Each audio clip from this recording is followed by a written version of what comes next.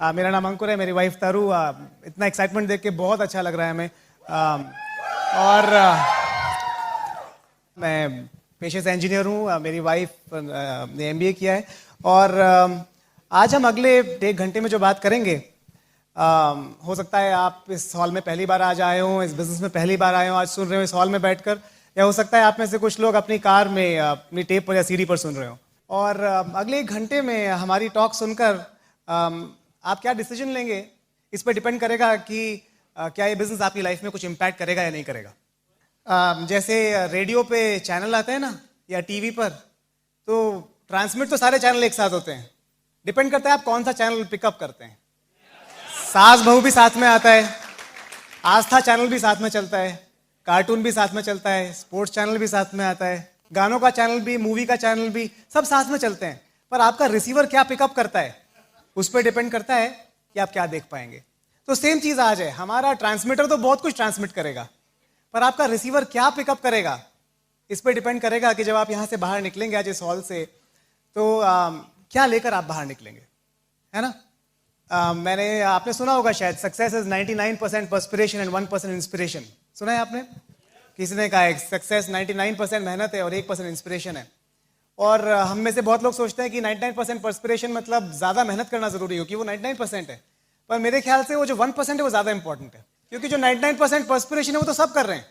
कौन आदमी है जो मेहनत नहीं कर रहा है, जो पसीना नहीं बहा रहा है, जो रोज सुबह से लेकर रात तक 12 घंटे काम नहीं कर रहा है? कौन? पर क्या हर एक आदमी सक्सेसफुल है? फर्क शायद उस 1% इंस्पिरेशन का है ना। क्योंकि कुछ लोगों के पास वो 1% इंस्पिरेशन है, कुछ लोगों के पास नहीं है, और शायद उससे बहुत बड़ा फर्क पड़ जाता है। तो बहुत लोग सोचते हैं, आप शायद यहाँ बैठे हो और सोच रहे हो हमें क्या जरूरत है इन्हें सुनने की, इस कपल को, ये हमें जानते नहीं है, ये लोग पता नहीं कहाँ से आए हैं और ये क्या बात करेंगे। तो शायद हम आपको आज वो 1% इंस्पिरेशन दे पाए, है ना। वो हमारा गोल है। मुझे आपके बारे में नहीं पता है, पर अगर मैं देखूं अपने बैकग्राउंड में, तो मेरे पड़ोसियों में, रिलेटिव्स में, पहचान के लोगों में, कलीग्स में, दोस्तों में, कोई भी आदमी ऐसा नहीं है जो करोड़पति हो। मैं किसी ऐसे आदमी को नहीं जानता अपनी पर्सनल लाइफ में, इस बिजनेस से पहले, जो मर्सिडीज बेंज चलाता हो, या बीएमडब्ल्यू चलाने का सपना भी रखता हो, या एक पैलेशियल मकान में रहता हो। तो वो जो 1% इंस्पिरेशन है, उसका कोई सोर्स नहीं है। वो कहां से मिलेगी, ये क्वेश्चन है। आपकी लाइफ में मुझे नहीं पता कि कितने लोग हैं जो आपको वो 1% इंस्पिरेशन दे सकते हैं फाइनेंशियली सक्सेसफुल होने की। ये आप देख रहे हैं ना, ब्रिट वर्ल्ड वाइड इंडिया, इसका एक ही चार्टर है। इसका चार्टर है unlimited association with financially free people. मतलब आप इतने फाइनेंशियली फ्री लोगों से अपनी जिंदगी में इस ऑर्गेनाइजेशन के थ्रू मिल सकते हैं जिनसे आप कभी नहीं मिल सकते। और हमारे साथ वही हुआ है पिछले कुछ सालों में। मैं एक सिंपल इलेक्ट्रिकल इंजीनियर हूं, पर इस ऑर्गेनाइजेशन के थ्रू इतने सारे लोगों से मिलना हुआ है, इतनी इंस्पिरेशन मिली है कि हम लाइफ में ऊपर उठना शुरू हो गए। हम जान पाए अपने स्पॉन्सर्स को, दीपक और शालिनी चौधरी, वो फाउंडर्स एमरल्ड्स हैं, कैलिफोर्निया में रहते हैं, और बहुत बड़ा बिजनेस है वर्ल्ड वाइड, बहुत ड्रीम बिल्डर है। उनके ऊपर शाजू और रम्या जनार्दन, फाउंडर्स एमरल्ड हैं, और उन्होंने हमें बहुत इंस्पिरेशन दी है। उनके ऊपर है मणिपाल और रेणुका रेड्डी, ईडीसीज। और अगर आप मणिपाल का घर देखेंगे, मणिपाल और रेणुका जी का घर देखेंगे, उन्होंने अभी $2 मिलियन का घर बनाया है, ओवरलुकिंग अ गोल्फ कोर्स। और इतना सुंदर है, आपको देख के लगेगा कि अरे हमारी पहचान का कोई आदमी बना सकता है जिसको हम जानते हैं, तो शायद हम भी एक दिन कर सकते हैं। वो इंस्पिरेशन है ना। अभी मेरे अपलाइन सैन होजे में रहते हैं, वहां पर राज शाह का सेमिनार था। आप जानते हैं सब, राज और संगीता शाह, बहुत बड़ा बिजनेस है उनका वर्ल्ड वाइड। और राज शाह ने अपने घर की स्लाइड शो दिखाया था, अपने घर का, जो उन्होंने नया घर बनाया है। और वो बता रहे थे कि उनकी आंखें चुंधिया गई। उन्होंने कहा ऐसा घर हमने आज तक जिंदगी में देखा नहीं है। आप अपने सामने छू सकते हैं एक आदमी को, और उसने वो किया है, और वो आपको सिखाने आया है कि आप कैसे कर सकते हैं। तो लोग तो बहुत है जिनके पास बहुत पैसा है, बहुत सक्सेस है, बहुत फेम है, पर उनमें से कितने लोग हमें कुछ सिखाने को तैयार हैं, ये फर्क है। उन्हें कोई मोटिवेशन नहीं हमें सिखाने की। ब्रिट वर्ल्ड वाइड के थ्रू हम ऐसे बहुत सारे लोगों से मिल सकते हैं। हमारे बहुत अच्छे दोस्त हैं, हमारे क्रॉसलाइन फ्रेंड राजा, नरेंद्र और अंजलि, 26-27 साल के। उनसे हम कितना सीख पाए। अनुराग और निधि अग्रवाल दिल्ली में रहते हैं, एमबीए में अपना बिजनेस शुरू किया था, बहुत यंग, अंडर 30 इयर्स एज। तो इंस्पिरेशन के अनलिमिटेड सोर्स अवेलेबल है ना। क्या आप लेंगे, उसका फर्क है। आज आप यहां से बाहर जब जाएंगे तो आप क्या डिसीजन लेंगे अपनी लाइफ के लिए। इनफैक्ट मैं तो सोचता हूं कि अपनी लाइफ के ज्यादातर डिसीजन हम लेते ही नहीं है। आपके पैदा होने का डिसीजन आपका श्योरली नहीं था, नाम भी आपने नहीं रखा, किसी और ने रखा, वो डिसीजन भी आपका नहीं था। कि स्कूल में गए, वो भी आपका डिसीजन नहीं था। हम में से ज्यादातर लोगों ने क्या करियर चुना, वो भी हमारा डिसीजन नहीं था मेरे ख्याल से। वो कैसे लिया था डिसीजन कि जिस सब्जेक्ट में ज्यादा मार्क्स आ गए आप उस फील्ड में चले गए। और काउंसलिंग में आप खड़े हुए, आपने आगे वाले से पूछा अच्छी ब्रांच कौन सी है, उसने कहा अरे आजकल इलेक्ट्रिकल का बड़ा जोर है, चलो हम भी इलेक्ट्रिकल भर देते हैं। इस तरह आप इलेक्ट्रिकल इंजीनियर बन गए। ज्यादातर हमारे करियर डिसीजंस ऐसे, डेमोक्रेसी कहते हैं ना, डेमोक्रेसी आप पोलिंग सी करते हैं अपनी लाइफ में। हम 5 लोगों से पूछते हैं, 5 में से 4 ने जो कहा वो कर लेते हैं। हम अपने डिसीजंस बहुत, शादी के लिए आप लड़की के 5 फोटो आते हैं, पहले कोई चुनता है, फिर छटाई करता है, फिर आपके 50 में से 5 फोटो निकाल के रखता है, फिर आपको बोलता है 5। फिर आप पूछते हैं आप लोगों को क्या अच्छा, कौन अच्छी लग रही है ना। आप अपनी पसंद देखते हो और सबसे ज्यादा लोगों को जो पसंद आती है आपको, तो ठीक है इससे ही करेंगे। तो मैं कह रहा हूं कि जो आपकी लाइफ के बहुत इंपॉर्टेंट डिसीजंस हैं, जो कि हमारी लाइफ को बनाते या बिगाड़ते हैं, वो भी हम खुद नहीं लेते ज्यादातर। अगर आप पीछे मुड़ के देखें तो शायद 1 या 2 ही डिसीजंस होंगे आपकी लाइफ के जो आपने खुद लिए होंगे। मेरा ये मानना है, ये बिजनेस आपकी जिंदगी बदल सकता है। इस बिजनेस से आप इतना पैसा कमा सकते हैं, इतना रिकग्निशन ले सकते हैं, इतना फ्रीडम पा सकते हैं कि आपकी पूरी जिंदगी का रुख बदल सकता है। क्वेश्चन ये है कि इस बिजनेस को करने या ना करने का डिसीजन, अगर आप इस रूम में पहली बार बैठे हैं, तो आप लेंगे या आपके पेरेंट्स लेंगे या पड़ोसी लेंगे या घर का कुत्ता लेगा या आपके दोस्त लेंगे या आपके कलीग्स लेंगे, ये मेरा क्वेश्चन है। होपफुली वो डिसीजन आप ले पाएंगे, और अगर आप वो डिसीजन ले पाए तो आपके लिए एक टर्निंग पॉइंट बन जाएगा आपकी लाइफ में। नहीं ले पाए, जैसे चलती जा रही है वैसे चलती रहेगी। हम लोग अपने बारे में थोड़ा आपको थोड़ी सी चीजें बताना चाहते हैं। हम कैसे यहां तक आए इस बिजनेस में, और शायद उससे आपको कुछ हिंट्स मिल सकें कि आप क्या कर सकते हैं। मैं इंदौर से हूँ ओरिजिनली। मेरे पेरेंट्स इंदौर में रहते हैं। मेरे फादर इलेक्ट्रिकल इंजीनियर हैं और मेरी मदर रिसर्च साइंटिस्ट हैं। और शुरू से हमने पढ़ाई का माहौल देखा है, वही किया। ऑब्वियसली हमारा भी गोल था कि मैं और मेरा छोटा भाई है हमारी फैमिली में, हमारा गोल था पढ़ाई में हम आगे जाएं। वही हमें सिखाया गया था शुरू से, हमारा एटमॉस्फेयर, फैमिली एटमॉस्फेयर वैसा था और वही किया। हमेशा अपने स्कूल में टॉपर रहे। और सबसे मेजर चीज़ जो मुझे याद है पिछले सालों में, वो है मेरा डिसीजन कि मैं IIT जाना चाहता हूँ। और मेरे ख्याल से हर आदमी जो इंजीनियरिंग करना चाहता है वो IIT जाना चाहता है, क्योंकि वो सबसे प्रीमियर इंस्टीट्यूट है इस कंट्री में। और तब मुझे, जब मैंने IIT का एग्ज़ाम दिया, तब मुझे अपनी लाइफ का पहला फेलियर मिला। क्योंकि जब मैंने पहली बार एग्ज़ाम दिया तो लिस्ट में मेरा नाम नहीं था, और वो मेरे लिए बहुत बड़ा फेलियर था, क्योंकि मुझे लगता था कि मेरी सारी ज़िंदगी उस पर टिकी हुई है। जब नहीं हुआ तो मेरे आसपास सब लोगों ने कहा कि नहीं कोई फ़र्क नहीं पड़ता। क्या फ़र्क पड़ता है, कहीं भी चले जाओ, कहीं भी पढ़ लो, it doesn't make a difference. कोई फ़र्क नहीं पड़ता, आप किस कॉलेज में हो क्या फ़र्क पड़ता है, 5 साल बाद सब बराबर हो जाना है। और तब पहली बार मैंने एक डिसीजन लिया जो कि मेरा डिसीजन था, क्योंकि वो ऐसा डिसीजन था जो सबके डिसीजन से अगेंस्ट था। जो सब कह रहे थे उसका बिल्कुल उल्टा था। और मैं बहुत खुश हूं आज इतने सालों बाद कि मैंने ऐसा डिसीजन लिया जो जिस डायरेक्शन में बाकी लोग जा रहे थे उससे उल्टा था। मैंने कहा नहीं, मैं एक और बार तैयारी करना चाहता हूँ, मैं IIT ही जाना चाहता हूँ। और मैं बहुत खुश हूँ आज कि मैंने वो डिसीजन लिया, मैं IIT पहुँच गया और नींव पड़ी अपना डिसीजन ले पाने की। और नींव पड़ी इस बात की कि जिस डायरेक्शन में भीड़ जा रही है उस डायरेक्शन से उल्टा जाना ज़्यादा अच्छा हो सकता है। खैर IIT पहुँचे, वहाँ पर कहते हैं ना, आप अपनी गली में तो कुत्ता भी शेर होता है। जब वहाँ पहुँचे तो इतने सारे लोग थे जो दिग्गज थे, वहाँ जाके फिर लगने लगा रहे हम तो फिर ऑर्डिनरी हो गए, ये तो फिर से भीड़ में आ गए। जैसी भीड़ वहाँ थी ऐसी भीड़ यहाँ पर है। तो लगा 1 साल 2 साल निकल गया, लगा रहे यहाँ पे कुछ अलग करना चाहिए अब। तो वहाँ पर एक एक्सचेंज प्रोग्राम के लिए रिक्वायरमेंट थी IIT दिल्ली में, और मैंने उसके लिए अप्लाई किया, उसमें मेरा सिलेक्शन हो गया। तो ऑब्वियसली हम क्या करते हैं, फिर से इलेक्शन हुआ, सबको फ़ोन लगाए, मौसा जी को, पापा को, मम्मी को, भाई को, बहन को, सबको फ़ोन लगाते हैं ना, आपको क्या लगता है, आपको क्या लगता है। सबने क्या बोला, बेवकूफ़ी मत करो, जहाँ पे हो वहीं रहो। और मुझे लगा इसका एग्जैक्टली उल्टा करना चाहिए, वही ठीक होगा शायद। तो एग्जैक्टली उल्टा किया और एक्सचेंज प्रोग्राम में इंजीनियरिंग का एक साल करने के लिए मैं फ्रांस पहुंच गया, लियों, इंसा द लियों, एक साउथ फ्रांस में एक इंस्टीट्यूट है। और 1 साल मैंने इंजीनियरिंग वहाँ करने का डिसीजन लिया। बहुत अच्छा डिसीजन लिया, मुझे लगता है मेरी ज़िंदगी का सबसे इंजॉयबल 1 साल वो साल था। इतना एक्सपोजर मिला लाइफ में उस यंग एज में कि बहुत ज़्यादा मज़ा आया, आज तक मुझे वो याद है टाइम। पर 5-6 महीने बाद वहाँ पर लगने लगा ये तो फिर वहीं आ गए भीड़ में, क्योंकि वहाँ पर 200 एक्सचेंज स्टूडेंट थे, वो हर कंट्री से आए हुए थे। वो बात अलग है, 2-2 3-3 2-2 3-3 पर एक जगह तो फिर भीड़ थी ना, तो फिर लगा रहे कुछ और करना चाहिए यहाँ, तो फिर हम भीड़ में आ गए। और उस टाइम पर जनरल इलेक्ट्रिक ने, एक कंपनी जनरल इलेक्ट्रिक जो बहुत बड़ी कंपनी है, उन्होंने अपनी रिक्वायरमेंट निकाली थी कि हम 2 ट्रेनीज ढूंढ रहे हैं अपनी एक प्रोजेक्ट के लिए 6 महीने के लिए जर्मनी में। और मैंने अप्लाई तो कर दिया, और फिर फ्रांस से फोन लगाया सबको, आपको क्या लगता है क्या करना चाहिए? ऑब्वियसली सबने क्या कहा, तुम पहले ही इतनी बेवकूफियां करते हो, तुम एक और बेवकूफी करना चाहते हो, बिल्कुल नहीं करना। और जैसे ही हमने सुना बिल्कुल नहीं करना, क्या किया? एग्जैक्टली उल्टा। मैं तो अंकुर गुप्ता पहुंच गए जर्मनी, हैमलिन, नॉर्थ जर्मनी में एक टाउन है हैमलिन। और बहुत कुछ सीखा उस टाइम में, क्योंकि पहली बार मैं एक जॉब एनवायरनमेंट में आया था जहाँ पर एक कंपनी में काम किया पहली बार। और हमारी ट्रेनिंग होती है इंस्टीट्यूट में, मतलब इंजीनियरिंग में 3 महीने की, और मैंने ट्रेनिंग की 6 महीने की। बहुत बड़ा रिस्क था, पर कहते हैं ना, नो रिस्क नो फन। तो एक बहुत बुजुर्ग कपल के साथ में रहता था, उनको ओपा ओमा कहता था, दादा दादी। जो दादा थे ओपा, उनकी एज थी 95 ईयर्स और दादी की एज थी 92 ईयर्स। और वो भी जिंदगी में उल्टे चले थे। जब वो यंग थे तो उनकी शादी नहीं करने दी किसी ने उनको, क्योंकि उस टाइम पर बड़ा रेशियल डिस्क्रिमिनेशन था। और उनकी आप अलग अलग शादी हो गई, दोनों के अलग अलग बच्चे हो गए, बच्चों की शादी हो गई, एक की वाइफ मर गई, एक के हस्बैंड की डेथ हो गई। जब वो 80 साल के थे, 85 साल के, तो बाजार में एक बार मिले, उन्होंने कहा क्या है यार, सारी जिंदगी बेकार कर दी, अब साथ में रहेंगे। और मैं उनके घर पे पेइंग गेस्ट था। बहुत मजा आया, मैंने बहुत कुछ सीखा उस एज में। 95 और 92 की एज में वो इतने रेडिकल थे, इतनी ओपन थिंकिंग थी उनकी, कि मुझे लगा कि मेरी एज में मेरी थिंकिंग इतनी ओपन नहीं जितनी उनकी थी। और वो 6 महीने बहुत मजा आया। पहली बार मैं जॉब एनवायरनमेंट में था, तो मुझे समझ में आया कि जॉब एनवायरनमेंट में पैसा तो ज़्यादा मिलता है, पर कॉलेज में जो फ्रीडम था वो नहीं था। तो लगने लगा अरे कितना अच्छा होता अगर कॉलेज की तरह टाइम होता और यहाँ कंपनी की तरह पैसा होता, पर वो पॉसिबल नहीं है। और तब मुझे लगने लगा कुछ और तरीका होना चाहिए जिससे कि दोनों चीज़ें मिल सकें।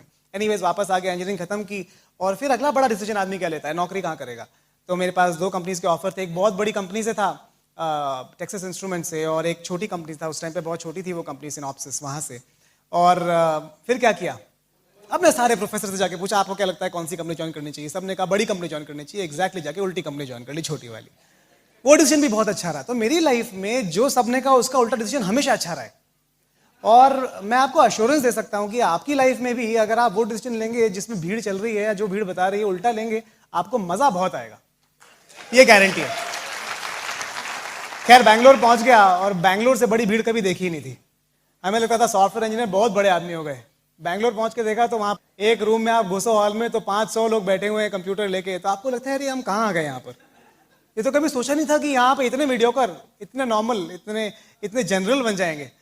और वहां जाके सोचने लगे कुछ और करना चाहिए। और इस बीच मैंने ये बिजनेस देखा, और जब मैंने बिजनेस देखा तो मुझे लगा कि एक तरीका है जिससे बहुत डिफरेंट हुआ जा सकता है लाइफ में, बहुत कुछ अचीव किया जा सकता है। और इस तरह से मैं इस बिजनेस में आ गया। मैं और मेरा एक रूममेट गणेश, हम लोग यूएस गए हुए थे एक प्रोजेक्ट के लिए, और 3 महीने के लिए हम लोग गए थे। वहाँ पर मेरे रूममेट को दीपक चौधरी जो हमारे अपलाइन है, उन्होंने बिजनेस दिखाया। और उसने मुझे कॉल ही नहीं किया मीटिंग में। उसे लगता था कि मैं बिजनेस कभी नहीं करूँगा, मैं आईआईटी से हूँ और मैं कुछ बड़ा करना चाहता हूँ, इसलिए उसने मुझे बिजनेस दिखाया ही नहीं। 3 हफ्ते बाद ज्वाइन करने के उसने मुझे एक दिन शाम को कॉल किया और कहा कि अंकुर एक मीटिंग हो रही है, कुछ बिजनेसमैन मिल रहे हैं, तुम आना चाहो तो आ जाओ। ऑलमोस्ट ऐसा कहा था कि कोशिश करो ना ही आओ तो अच्छा है। और मुझे वो बात अच्छी नहीं लगी, मुझे लगा ये तो कुछ छुपाना चाह रहा है। मैंने कहा नहीं नहीं जरूर आऊंगा, करना क्या है वहां पे, हो क्या रहा है। नहीं नहीं वो मिल रहे हैं, कुछ बात कर रहे हैं, तुम आना चाहो तो आ जाओ, जरूरी नहीं आना। आपने कभी इन्वाइट किया किसी को इस तरह से? नहीं है ना, बिल्कुल अच्छा तरीका नहीं है। तो मैं मीटिंग में पहुंच गया, मीटिंग अटेंड की। और जब आप मीटिंग अटेंड करते हैं हमारे बिजनेस में तो आपको वो सर्कल्स दिखाते हैं 6 and 4 and 3। तो वो कुछ भी समझ में नहीं आया। मुझे लगता है किसी को भी समझ में नहीं आता जब पहली बार देखते हैं कि क्या हो रहा है ये। पर मुझे जो समझ में आया वो ये समझ में आया कि यहाँ पर जो लोग मुझे दिख रहे हैं वो बहुत शार्प हैं, बहुत एजुकेटेड हैं, बहुत एम्बिशियस हैं, और ऑलरेडी अपनी लाइफ में बहुत सक्सेसफुल हैं। जिन्होंने मुझे बिजनेस दिखाया था, दीपक कॉर्नेल्स हैं, अपने करियर में बहुत सक्सेसफुल थे। और सारे लोग मुझे ऐसे मिले, हस्बैंड्स और वाइफ्स थी, मुझे बड़ा अच्छा लगा। मैंने पहली बार बिजनेस मीटिंग देखी थी कोई जहां पर हस्बैंड और वाइफ साथ में थे किसी मीटिंग में। मुझे लगा ये इस जगह की क्रेडिबिलिटी बाकी जगहों से ज्यादा है। और उन्होंने मुझे कुछ मटेरियल दिया मुझे, और मटेरियल लेके मैं घर आ गया। उन दिनों मैं अपने बॉस के घर रह रहा था। मेरे बॉस का नाम था जॉन सेडाल, वो एक कॉन्फ्रेंस के लिए यूरोप गया हुआ था, और मैं उसके घर पे रह रहा था। एक्चुअली उसके पास एक कुत्ता था, वो कुत्ते का ध्यान रखने के लिए मैं रह रहा था। वो कहते हैं ना बॉस के लिए तो कुछ भी करेगा, बॉस के कुत्ते के लिए भी कुछ भी करेगा। तो कह नहीं मैं मजाक कर रहा हूँ आप। असली रीजन कुत्ता नहीं था, असली रीजन था कि मेरे बॉस के घर पे एक जकूजी थी और होम थिएटर सिस्टम था। मुझे मूवी देखने का बहुत शौक है, मूवीज देखने का। मुझे लगा 15 दिन ऐश करेंगे, इसलिए मैं वहां पर रह रहा था। उन्होंने मटेरियल दिया, मैंने मटेरियल अंदर रख दिया, जेम्स बॉन्ड की मूवी देखी रात को। उन्होंने कहा था अगले दिन मिलने आएंगे, और बिजनेस में लोग अपने टाइम के बड़े पक्के होते हैं। अगले दिन शार्प 6 बजे वो घर पहुंच गए, वो और गणेश। उन्होंने कहा कुछ क्वेश्चन है तुम्हारे? आपके क्वेश्चन तब होते जब कुछ समझ में आता है। मैंने कहा नहीं कोई क्वेश्चन नहीं है। उन्होंने कहा शुरू करो। मुझे लगा बिजनेस शुरू करना मतलब आपने समझा, बिजनेस कभी शुरू करते हैं तो ऐसा होता है ना कि हाँ 1-2 महीने लगेंगे, सारे प्रोसीजर्स करने पड़ेंगे, पेपर वर्क करना पड़ेगा। मुझे लगा शायद 1-2 महीने लगेंगे स्टार्ट करने में। मैंने कहा ठीक है शुरू करते हैं। वो गए अपनी कार में एक डब्बा उठा के लाए, उन्होंने कहा वेलकम टू द बिजनेस। मैंने कहा अरे ये तो बहुत जल्दी हो गया। कितना इन्वेस्टमेंट है? उन्होंने कहा $200 का इन्वेस्टमेंट है। और फ्रैंकली $200 मेरे लिए बहुत बड़ी चीज़ नहीं थी उस टाइम, क्योंकि कोई खर्चे नहीं थे। तो मैंने $200 दिए और बिजनेस साइन कर दिया। मुझे कोई आइडिया नहीं था कि क्या बिजनेस है, क्या करना है, क्या होगा, पर यह था कि अंदर से कुछ भूख थी कि कुछ और करना है। अपने जॉब के अलावा अपना टाइम, एक्स्ट्रा टाइम यूज करने के लिए, वीकेंड्स यूज करने के लिए मैं कुछ करना चाहता था और बिजनेस स्टार्ट कर दिया। मैं 1.5-2 महीना वहाँ पर था। मैंने सिस्टम देखा, बहुत सारी मीटिंग्स अटेंड की, टेप्स सुनी और मुझे बहुत अच्छा लगा, पर बिजनेस में करना क्या ये कोई आइडिया नहीं था। इस बीच मेरा जो रूममेट था गणेश, वो वापस इंडिया आ गया और वापस आके चेन्नई जाके उसने अपने पेरेंट्स को बताया कि मैंने बिजनेस स्टार्ट किया, ऐसा ऐसा बिजनेस है। उसके पेरेंट्स ने तो बिल्कुल उसका लेफ्ट राइट सेंटर हो गया, क्योंकि इतना डांटा उसको कि तुझे वहाँ पे हमने इसलिए भेजा था, तूने इतनी पढ़ाई की है, तुझे तो नासा का साइंटिस्ट बनना है और तू ये क्या साबुन बेचेगा क्या? और वो बहुत डर गया। उसने हमें कॉल किया कि मेरी मम्मी ने कहा मैं सुसाइड कर लूंगी अगर मैंने बिजनेस किया। तो हमने उसे कहा देख यार, इतनी जल्दी कोई नहीं मरता है, तू चिंता मत कर, तू स्टार्ट कर। पर उसने कहा नहीं नहीं नहीं नहीं नहीं नहीं मैं नहीं कर सकता। और मैं वापस आ गया इस बीच में 2 महीने बाद। मैंने कहा तू स्टार्ट नहीं करेगा तो मुझे और ऊपर स्टार्ट करना पड़ेगा। इस तरह से मैं दीपक के अंडर स्पॉन्सर हो गया। दीपक चौधरी मेरे अपलाइन बन गए फॉर्चुनेटली। और अनफॉर्चुनेटली मेरा रूममेट जो मुझे इस अपॉर्चुनिटी में लाया, जिसने मेरी जिंदगी बदली, वो उसका रास्ता बदल गया और उसने MS किया और अब वो US में जॉब कर रहा है। खैर एनीवेज, पहली बार मैं किट लेने गया एमवे डिस्ट्रीब्यूशन सेंटर। किट भी खुद ही लेना था क्योंकि अपलाइन तो US में थे। और जब किट लेने गया तो पहली बार प्रोडक्ट देखा। अब तक प्रोडक्ट ही नहीं पता था। ये पता था बिजनेस बहुत अच्छा है, पर प्रोडक्ट ही नहीं पता था। सोच सकते हैं आप कितना इग्नोरेंट था। तो जब 420 का वो कपड़े धोने के लिए हमारा डिटर्जेंट है 420 रुपए का, मैं तो ऑलमोस्ट गिर गया, क्योंकि 420 रुपए के तो अंकुर गुप्ता के घर में बर्तन भी नहीं थे। 420 रुपए का बर्तन धोने का साबुन मतलब क्या करेंगे उसका? हमारे यहाँ मेड कभी आती थी, कभी नहीं आती थी, कभी साफ करती थी, कभी नहीं करती थी। 320 रुपए का फर्श पोछने का साबुन, हमें लगा इसका भी क्या करेंगे। खैर लगा ये तो नहीं चलेगा, ये हम कर नहीं सकते। सिर्फ 6-7 प्रोडक्ट्स थे कुछ साल पहले। अब प्रोडक्ट लाइन बहुत एक्सपैंड हो गई है, छोटे साइजेस आ गए हैं, सैशेज आ गए हैं 5-5 रुपए के भी। और तब ऐसा नहीं था, तब प्रोडक्ट्स बहुत महंगे थे, इसलिए लोग बहुत डरते थे बिजनेस करने में कुछ साल पहले। शायद आप में से भी कुछ लोग इसलिए डर रहे हो कि अरे प्रोडक्ट्स बहुत महंगे हैं, पर बहुत बदल गया प्रोडक्ट्स, तो बहुत ही अमेजिंग है अब तो। खैर तो लेकिन डर लगा कि अगर ये नहीं करेंगे तो फिर बैठ के रोज टीवी देखेंगे, उससे अच्छा है कुछ किया जाए। और मैं किट लेके आ गया और किट लाके मैंने अपने घर पे रखा। हमारे यहाँ जो काम वाली आती है उसको दिया। हमारे यहाँ साउथ में एक बहुत फेमस बर्तन धोने का साबुन आता है, सबीना। हमारी मेड बोलती है भैया आप सबीना ला के दो। और मैंने कहा ये सबीना क्या होता है? बोलती है वो सबसे अच्छा बर्तन धोने का साबुन होता है। मैंने कहा बॉस ऐसा है, हमारी मर्सिडीज तो ये प्रोडक्ट से आने वाली है, या तो तुम जॉब रख लो या तुम प्रोडक्ट रख लो। तो उसको जबरदस्ती प्रोडक्ट यूज कराना शुरू किया और वो जो चीज 6 महीने चलती थी वो 1 महीने में खत्म कर देती थी। तो खूब पीवी होता था, तो बहुत बढ़िया था। अभी हमारे यहाँ ओपन मीटिंग होती है बैंगलोर में, एक मीटिंग हर हफ्ते हम ये सिस्टम अरेंज करता है, जिसमें आप जाते हैं, प्रेजेंटेशन देख सकते हैं। और मैं भी उसमें जाता था, सूट पहन के, टाई पहन के, शार्प सॉफ्टवेयर इंजीनियर। और बिजनेस की कोई खबर नहीं, क्योंकि मैं लोगों को प्लान दिखाता था, बिजनेस दिखाता था। मैं 1 घंटा उनको दिखाता ये बिजनेस कैसे चलेगा, वो 2 घंटा मुझे दिखाते थे कि कैसे नहीं चलेगा। और मुझे कहते थे कि तुम अपनी जिंदगी बर्बाद कर रहे हो। तो 1 घंटा 2 घंटा भाषण सुनना पड़ता था उनसे। और फिर कहते थे जब तुम 50,000 रुपये कमाओगे तब आना, तब हम स्टार्ट करेंगे। तो खैर वो तो भूल गए, इतनी लंबी लिस्ट है उनकी कि कभी याद भी नहीं किया उनको। लेकिन हर बार मीटिंग में जाते थे और 0%, क्योंकि जब आप प्रोडक्ट यूज नहीं करेंगे, बेचने का तो सवाल ही नहीं है। हमारी इज्जत खराब होती थी बेचने में। तो बड़ा स्टेटस प्रॉब्लम था कि प्रोडक्ट तो हम नहीं बेच सकते, बिजनेस दिखा सकते हैं बस प्रोडक्ट नहीं बेच सकते। तो वॉल्यूम 0, क्योंकि बिजनेस में हमारे पैसा तो प्रोडक्ट मूवमेंट से आता है। अगर आप प्रोडक्ट यूज करते हैं, बेचते हैं, दोनों ही नहीं था, ना यूजेज था ना रिटेल था, तो 0। 1 महीना, 2 महीना, 3 महीना हम एक्साइटेड बहुत थे, फायर्ड अप। हर बार मीटिंग में जाते थे, फायर्ड अप होने में क्या दिक्कत है, पैसे नहीं आ रहे तो क्या हुआ, पर हर बार जाते थे, प्लान दिखाते थे, कोई स्पॉन्सर नहीं होता था, फायर्ड अप दिखाते रहे। फिर मेरा एक क्लासमेट था IIT का, उसको मैंने बिजनेस दिखाया। बहुत अच्छा दोस्त था मेरा IIT से, और रतीश वाही। और उसने बिजनेस स्टार्ट कर दिया। एक्चुअली जब उसने कहा मैं स्टार्ट कर रहा हूं, मुझे विश्वास ही नहीं हो कि ये स्टार्ट होने को तैयार है। खैर उसने बिजनेस स्टार्ट कर दिया और अब 2 सॉफ्टवेयर इंजीनियर, 2 शार्प लोग, well dressed, young, open meeting में जाते हैं, फायर्ड अप। कितना पैसा कमाते हैं? क्योंकि दोनों प्रोडक्ट यूज नहीं करते, दोनों प्रोडक्ट बेचते नहीं है, और दोनों को मजा बहुत आ रहा है, तो फायर्ड अप, एक्साइटेड। आप समझ लो कैसा बिजनेस है। कोई बिजनेसमैन दुनिया में इस तरह बिजनेस नहीं कर सकता जिस तरह हमारा जितनी गलतियां आप इस बिजनेस में कर सकते हो और जितना ये बिजनेस आपको माफ करेगा, दुनिया का कोई बिजनेस आपको उतना माफ नहीं करेगा, है ना। आप एक दुकान खोल के देखो और 2 महीना 3 महीना 4 महीना कुछ भी मत करो, आप सर्वाइव नहीं कर सकते उस बिजनेस में। हमारा ही बिजनेस है जहां पर इतनी बेवकूफियां करके हम जैसे लोग सर्वाइव कर सकते हैं और फिर भी आगे बढ़ सकते हैं। खैर, अभी लिस्ट तो हमारे पास थी नहीं। देखिए, हम लोग तो नॉर्थ इंडिया से हैं, हम लोग थे बैंगलोर में, जानते किसी को थे नहीं। मेरा कोई क्लासमेट इंडिया में नहीं था। मैं और रतीश और हमारे बाकी सारे क्लासमेट्स यूएस चले गए थे, हम दोनों ही थे बैंगलोर में, सिर्फ इंडिया में। तो हम ना क्लासमेट्स को जानते थे ज़्यादा, ना किसी को जानते थे, तो हमारी लिस्ट ही नहीं थी। तो हमारे पास एक ही तरीका था, हम नए लोगों से मिलते थे, उनको बिजनेस दिखाते थे, क्योंकि ना रिलेटिव्स थे ना नेबर्स थे, कोई भी नहीं। और जो बाकी नेबर्स थे वो भाषा नहीं समझते थे, वो कन्नड़ा बोलते थे, हम इंग्लिश हिंदी बोलते थे, तो बड़ा गड़बड़ मामला था। खैर, रतीश एक बार अपने घर जा रहा था लुधियाना, दिल्ली से लुधियाना शताब्दी एक्सप्रेस में जा रहा था और उसके पास में एक सज्जन बैठे थे। हमें तो आदत थी लोगों से बात करने की कि भाई हमें तो लोग ढूंढने हैं अपने बिजनेस के लिए, क्योंकि आपके पास 2 ही तरीके हैं, या तो चूड़ियां पहन के आप घर पे बैठ जाएं या फिर कुछ करें उसके बारे में। तो हम कुछ कर रहे थे उसके बारे में, तो हम लोगों से बात कर रहे थे। तो ट्रेन में रतीश ने बात की अपने पड़ोस में जो बैठे थे सीट पे, उन्होंने कहा नहीं मैं तो इंटरेस्टेड नहीं हूं। पर उनके बगल में एक सज्जन बैठे थे, उन्होंने गर्दन निकालने कहा कि क्या बिजनेस है। रतीश ने कहा अभी तो नहीं बता सकता, मैं लुधियाना से वापस आ रहा हूँ और एक मीटिंग कर रहा हूँ, अपनी वाइफ को लेकर आ जाइए। वो बहुत बड़े बिल्डर थे, ऑलरेडी बहुत सक्सेसफुल थे अपने करियर में और अपनी वाइफ के लिए कुछ ढूंढ रहे थे। रतीश जब वापस आए तो रतीश ने अपलाइन से बोर्ड लिया और पहली बार बोर्ड पे प्लान दिखाया। दीपक चौधरी इंडिया आए हुए थे एक शादी के लिए, अपनी बहन की शादी के लिए, और रतीश ने पहली बार प्लान दिखाया। बुलाया 10-12 लोगों को था, कोई नहीं आया, सिर्फ ये कपल आया था। रतीश ने प्लान दिखाया, प्लान के बाद एक कपल बोलता है हम स्टार्ट करने को तैयार हैं। ऐसा तो हमने कभी सुना ही नहीं था।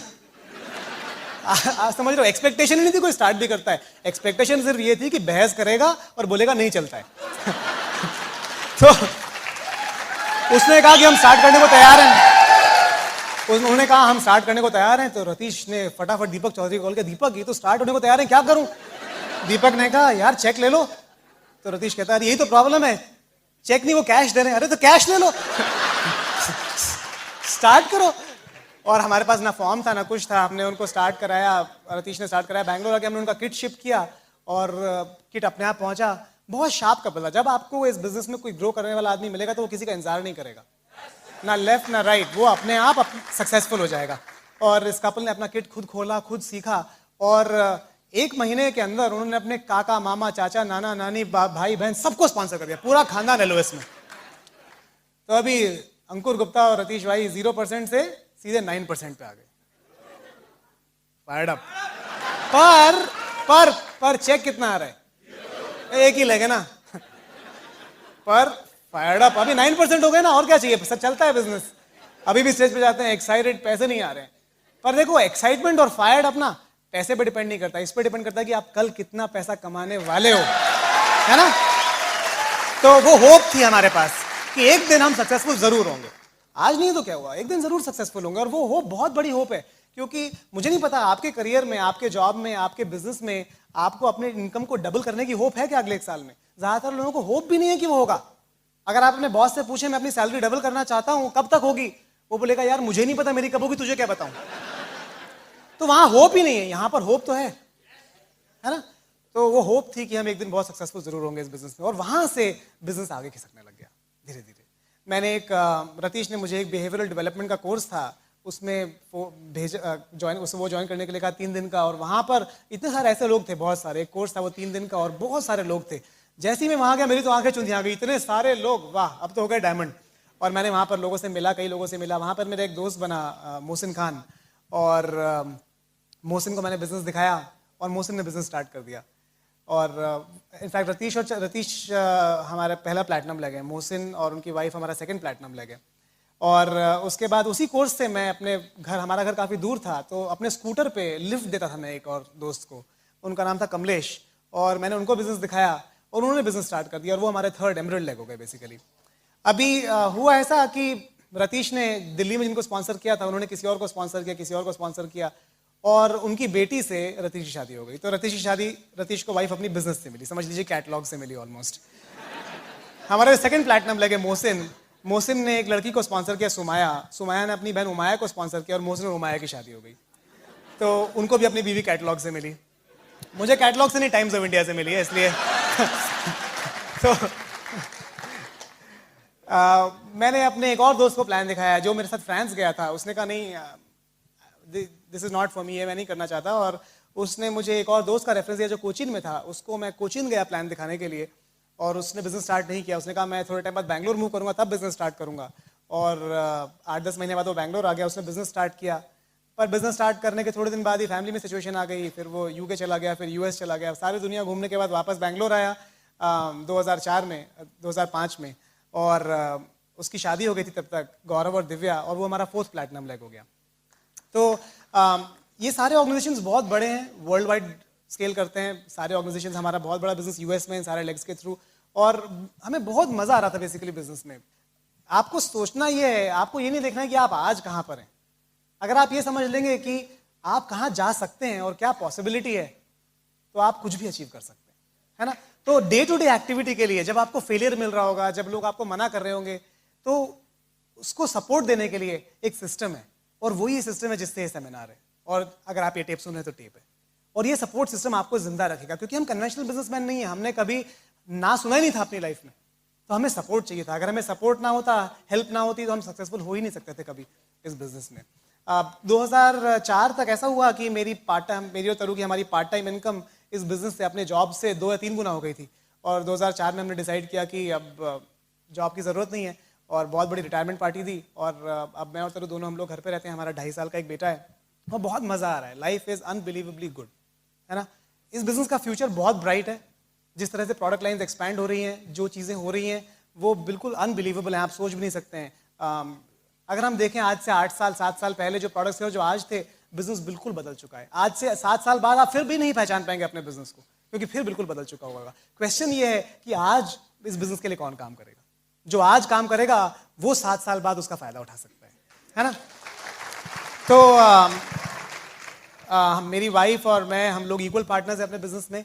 इनफैक्ट तरु के आने से, जब तरु हमारी शादी हुई तो मैं ऑलरेडी प्लैटिनम क्वालिफिकेशन में था, और तरु के आने से मेरे बिजनेस की स्पीड इनफैक्ट कई गुना बढ़ गई। क्योंकि सबसे इंपॉर्टेंट बात है, तरु में बहुत कॉमन सेंस है, बहुत ज़्यादा समझ है इस बिजनेस की, और बहुत अच्छी बहुत जल्दी लोगों से रिलेशनशिप बनाने की कैपेबिलिटी है। तो मैं चाहता हूँ कि आप थोड़ा पार्ट तरु से सुने, और फिर हम बात करेंगे। Thank you.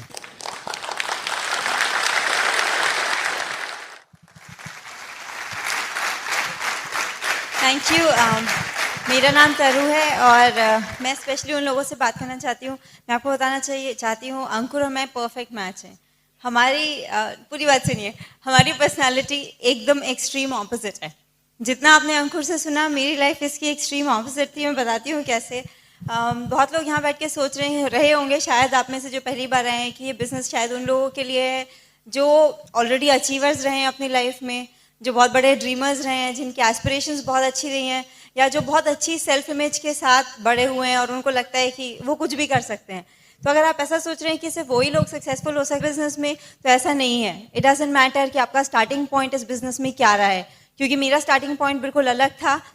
मैं यूपी से बिलोंग करती हूँ, और मेरे फादर गवर्नमेंट जॉब में हैं, में थे, अभी 2 महीने पहले रिटायर हुए हैं, और मदर हाउसवाइफ हैं। मेरी एक बड़ी सिस्टर है, और मैरिड हैं, बॉम्बे में रहती हैं, उनके हस्बैंड IIT से हैं वो भी।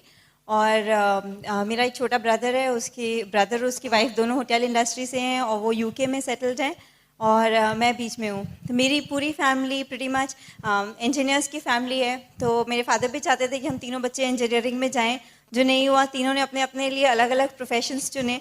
तो दूसरी ऑप्शन थी कि लड़कियों के लिए हस्बैंड्स इंजीनियर्स ढूंढ दिए जाएँ। तो मेरे पापा भी मेरे लिए IIT का लड़का ढूंढ रहे थे। तो टाइम्स ऑफ इंडिया, जैसे उन्होंने बोला, टाइम्स ऑफ इंडिया के थ्रू हमारी शादी हुई। और मैं बहुत करियर ओरिएंटेड थी।